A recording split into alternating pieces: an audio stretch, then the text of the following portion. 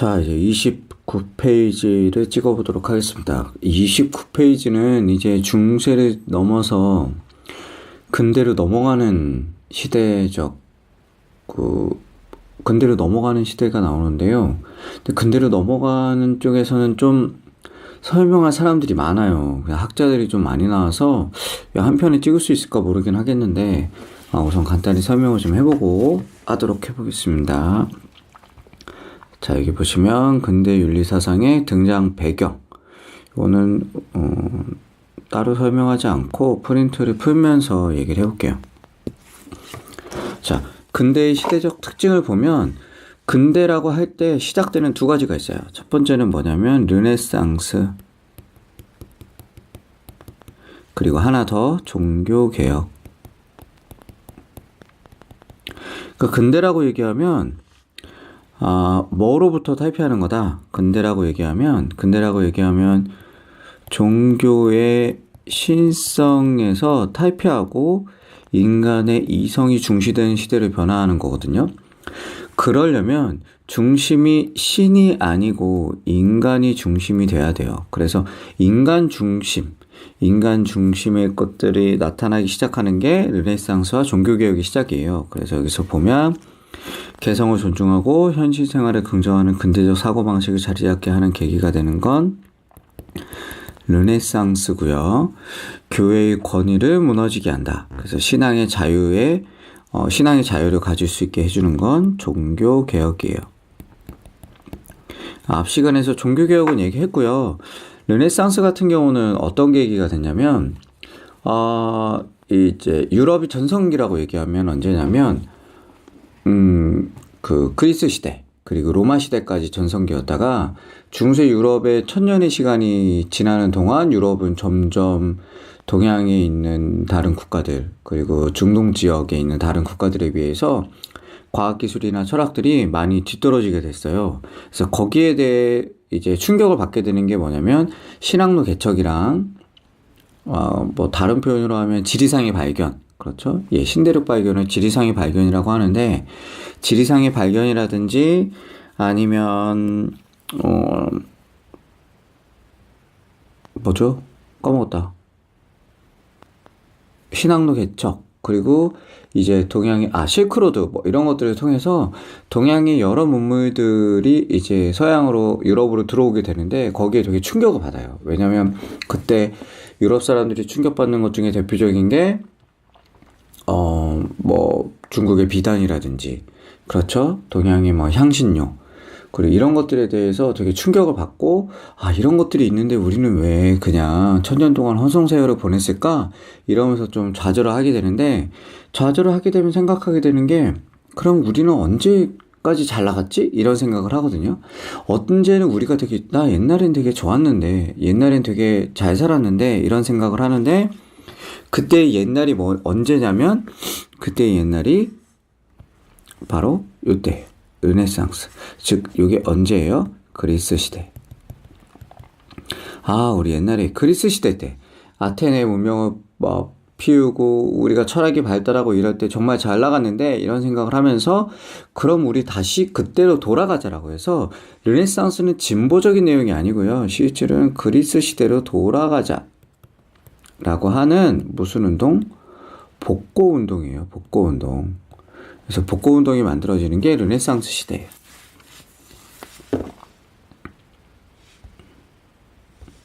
어떨 때는 같이 움직이고 어떨 때는 따로 움직이고 하네요. 그쵸?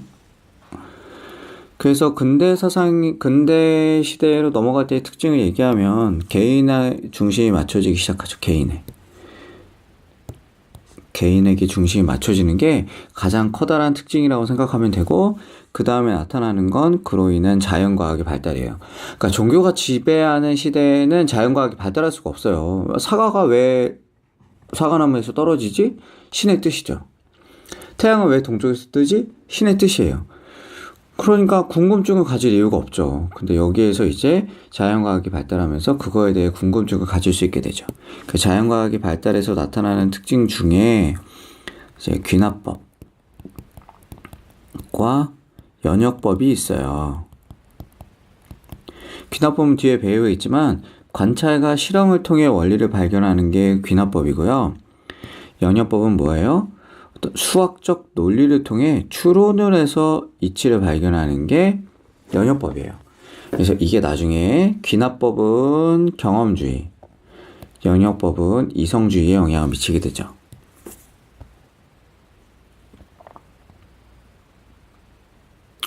자, 그러면 이제 경험주의에 대한 얘기를 해야 될 텐데, 경험주의로 넘어가면 맨 처음에 나오는 아저씨가 누구냐면 빵집 아저씨. 그쵸? 베이컨이에요. 베이컨. 베이컨 하면 딱 떠올라야 되는 게 두 가지가 있어요. 그게 두 가지인데, 첫 번째가 뭐냐면 귀납법, 그리고 두 번째가 뭐냐면 우상론, 이렇게 돼 있거든요. 그 귀납법은 무엇과 무엇을 통해 경험과 관찰을 통해 객관적 진리 발견을 추구하는 거예요.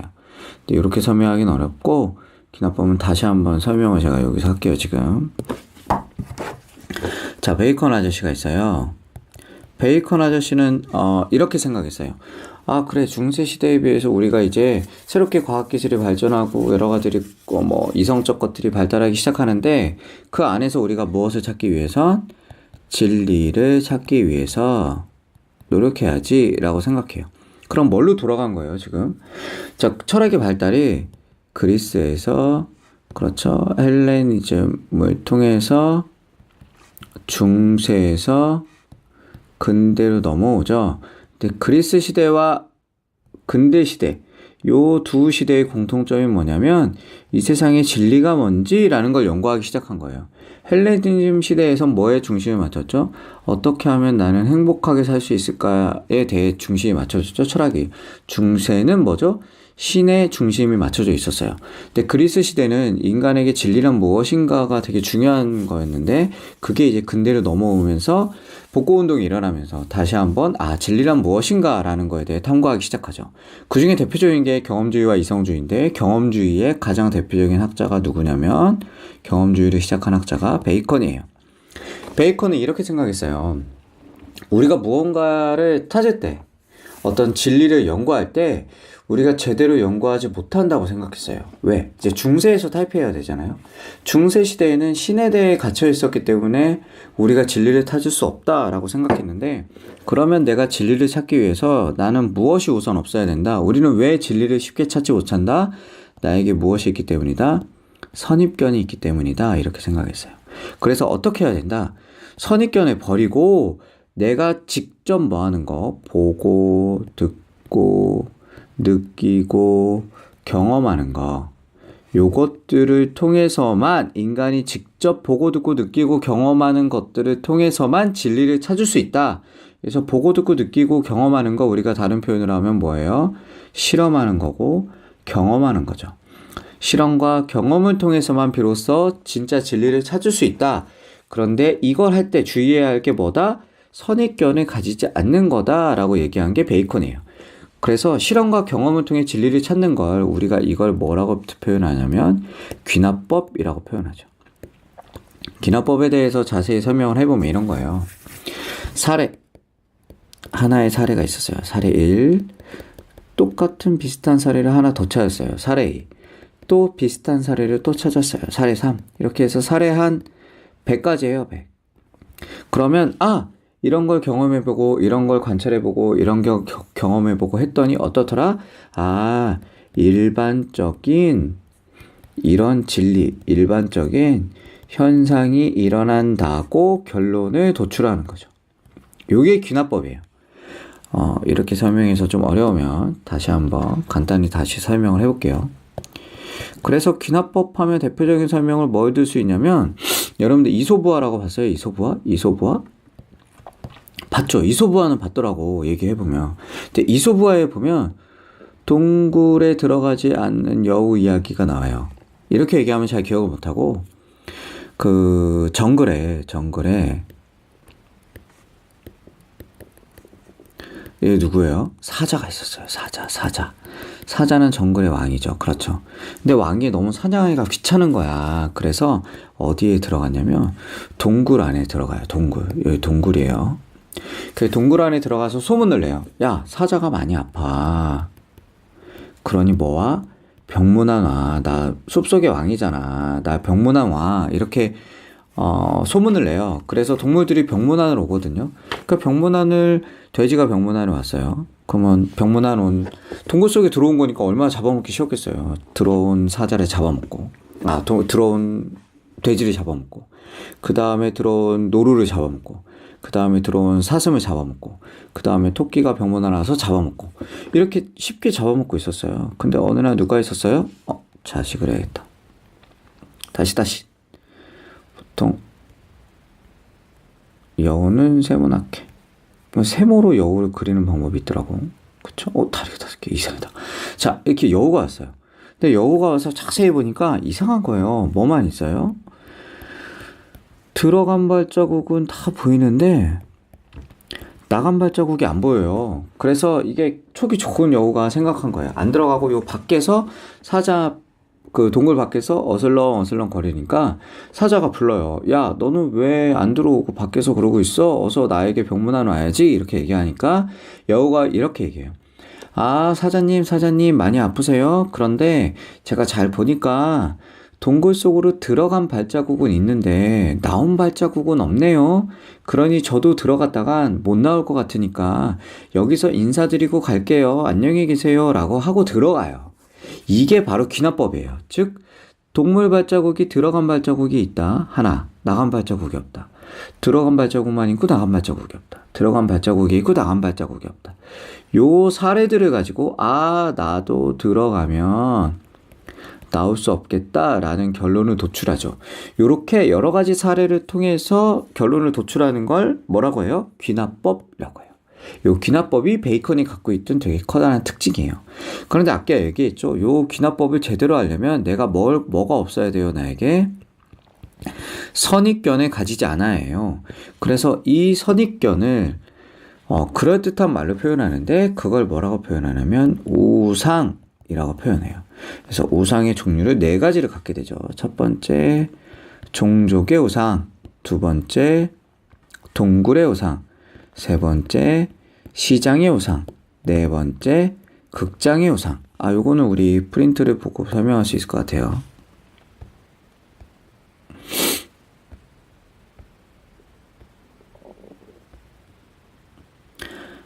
자, 그래서 베이컨 보면 아까 얘기했죠. 귀납법을 제시해서 경험과 관찰을 통해 진리를 찾고 식작했고, 이때 나타나는 선입견을 없애기 위한 얘기하는 선입견은 우상이라고 하는데, 그 우상 중에 첫 번째로 나오는 우상이 종족의 우상이에요. 종족. 이걸 설명해 보면 이거예요.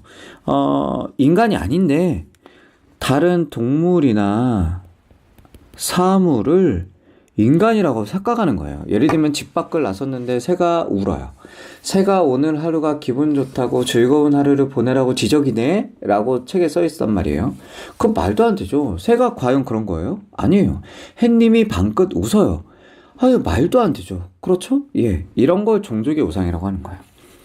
그리고 두 번째 나오는 게 뭐냐면 동굴의 우상이죠. 동굴의 우상을 한마디로 표현하면 이거예요. 우물한 개구리. 즉 자기가 있던 곳, 자기가 경험한 곳, 그 좁은 곳에서만 이게 세상의 전부라고 느끼는 걸 동굴의 우상이라고 생각하죠. 우상이라고 얘기하는 거죠. 그 다음에 세 번째로 나오는 게 뭐냐면 시장의 우상. 시장의 우상은 이런 거예요. 실제로 있지 않지만 있다고 거짓말하는 거. 가장 대표적으로 쉬운 말이 예를 들면 이런 거예요. 용. 있어요, 없어요? 말은 있는데 실제로 없죠. 그렇죠? 다른 표현으로 하면 또 뭐 있어요? 유니콘. 유니콘 있어요, 없어요?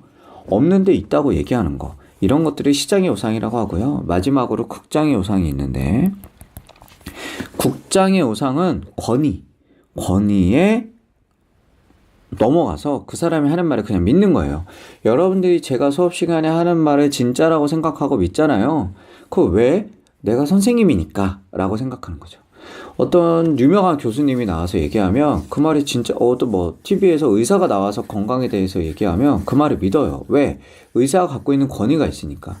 그런 것들에 대해서 사람들이 선입견을 갖는 거, 그거를 극장의 우상이라고 하는데 요게 굉장히 중요해요, 우상론이. 왜냐면 요게 중세에서 근대로 넘어가는 거에 되게 큰 의미를 두거든요. 그래서 중세를 굉장히 비판하는 거예요. 그러니까 예를 들면 이런 거예요. 종종의 우상이라는 건 실제로 없는데 있다라고 생각하면서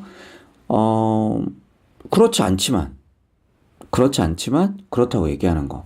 그러니까 대표적으로 예를 들면 뭐가 있냐면 뭐가 있을까?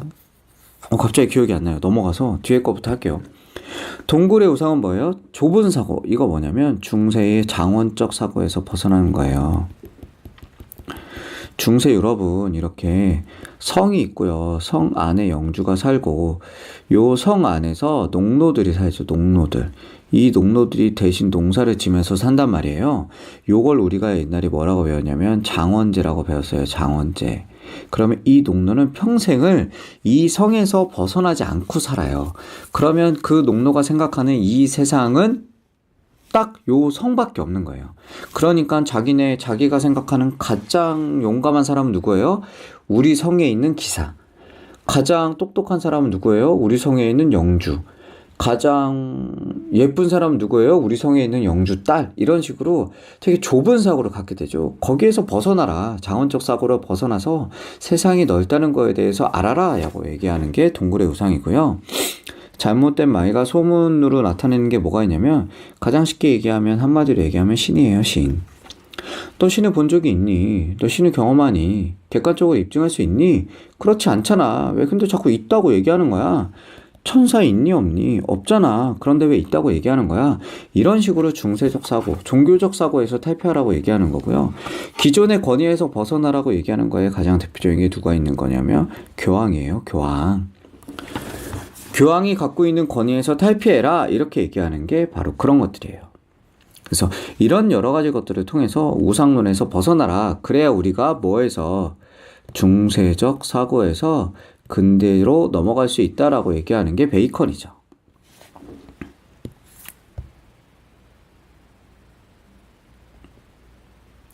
어떨 땐 같이 움직이고 어떨 땐 다르게 움직이는데 아직 제가 그걸 잘 모르겠어요. 그 다음에 나오는 게 오늘 다 찍을 수는 없을 것 같아요. 두 번째로 나오는 게 설명할 게 너무 많아. 홉스의 윤리사상이에요. 홉스 같은 경우는 가장 대표적으로 두 가지 큰 이론이 있는데 뭐냐면 성악설과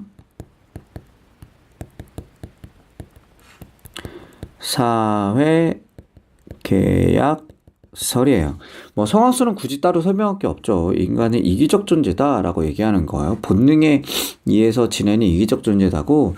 두 번째가 사회계약설인데 성악설 때문에 사회계약설을 설명하거든요. 그래? 그럼 한번 설명을 해볼게요. 이것도 따로 설명을 해봐야 돼요. 홉스 하얀 걸로 해야지. 사회계약설. 요 사회계약설이 나타나는 동기가 있어요. 배경. 동기나 배경이 있는데 뭐냐면 이거예요. 이제 중세만 해도 왕의 권위라는 게 되게 자연스러웠어요. 물론 교황의 권위가 가장 셌지만 그래도 왕의 권위도 되게 자연스럽고 사람들이 질문할 거 아니에요. 너는 왜 왕이야? 너는 왜 그렇게 네 마음대로 우리를 마음대로 부리면서 살 수 있어라고 얘기하는데 생각해보면 왕이 이때 뭐라고 얘기하냐면 야 왕권은 니네가 믿고 있는 신이 준 거야 이렇게 얘기하는 왕권 신수설을 주장해요. 그런데 이게 중세를 끝내고 근대를 넘어가면 신의 권위가 없어지면 또 무슨 말도 안 되는 얘기하지 마. 무슨 신이 그런 권위를 줬어. 네가 마음대로 왕하는 거잖아. 이렇게 백성들이 반발하기 시작하죠. 그래서 왕이 여기서 되게 두려움을 느껴요. 그러면 어떻게 해야지 내가 권위를 갖고 있다는 걸 사람들한테 납득시킬 수 있지라고 고민하고 있는데 이때 나타난 게 누구냐면 홉스예요. 홉스가 왕한테 가서 얘기하는 거죠. 왕, 너 고민이지. 네가 권위를 가졌다는 거 설명해야 되는데 그러면 내가 이걸 이론으로 만들어줄게. 그래? 정말 고마워. 뭘로 만들어줄 수 있어? 그게 바로 사회계약설이야. 이렇게 얘기해요. 사회계약설은 이런 거예요. 보세요. 우리 인간에게 가장 중요한 선이 뭐라고 보는 거예요? 안전이라고 보는 거고요. 악을 뭐라고 해요? 위험이라고 보는 거예요. 그럼 우리는 뭘 추구하기 위해 노력해야 돼요? 선인 안전을 추구하기 위해 노력해야 되고 위험인 악을 없애기 위해 노력해야 돼요.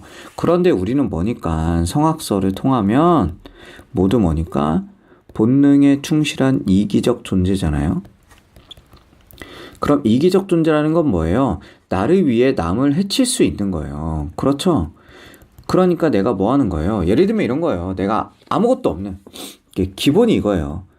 자연 원시 시대다.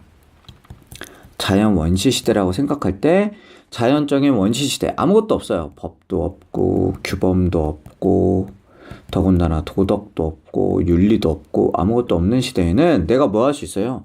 내가 살기 위해서 다른 사람 마음대로 해칠 수 있죠.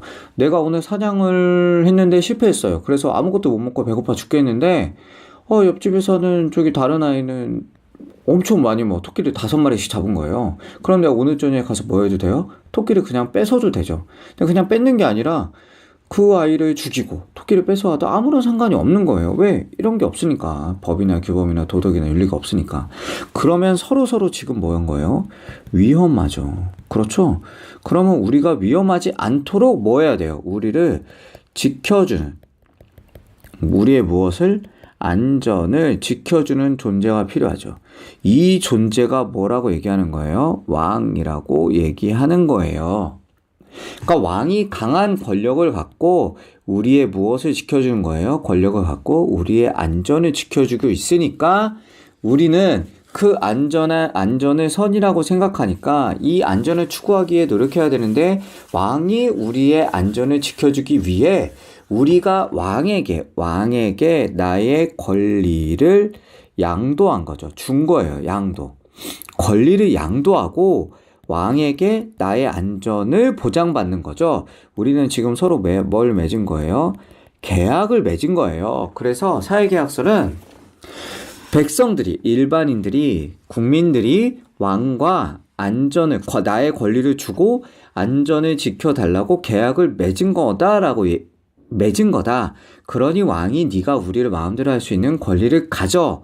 하지만 너는 우리의 안전을 지켜줘 라고 계약을 맺었다고 얘기하는 게 홉스의 사회계약서래요.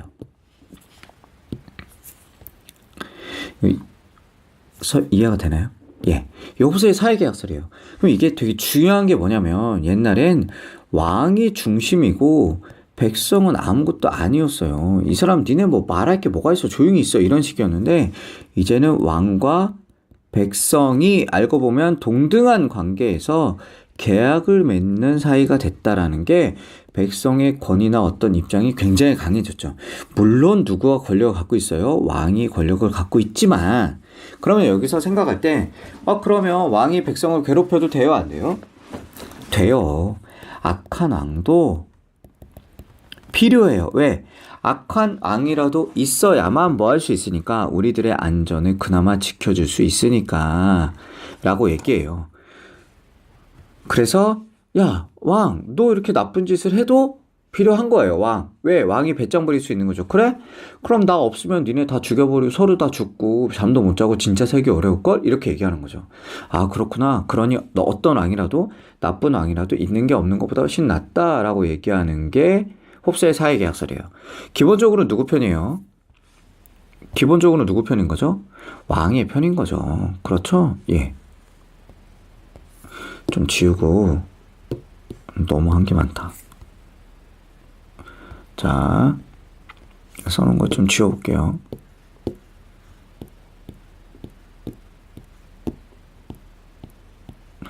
제가 지금 여러분들 안 믿으시겠지만 지금 이거 새벽에 찍고 있거든요. 그래서 자, 사회계약서까지 받고 이 밑에 나머지 설명 간단히 보면 그래서 사회계약서라면 뭐가 나온다? 자연 상태에서 만인에 대한 만인의 투쟁, 서로 죽이고 안전을 지키지 않는 만인에 대한 만인의 투쟁이 있기 때문에 이런 상태에서 벗어나기 위해서 통치자 왕에게 절대권을 부여해서 평화를 누릴 수 있도록 하는 거다라고 생각하는 거예요. 그래서 어떻다? 근대적 시민국가의 이론적 기반을 제공한다. 왜? 왕도 중요하지만 백성이 계약을 맺는 동등한 입장이다라고 얘기하는 거죠. 그렇죠. 3번부터는 다음 시간에 찍도록 하겠습니다. 오늘 한 번에 다 찍으면 너무 양이 많아요, 이게.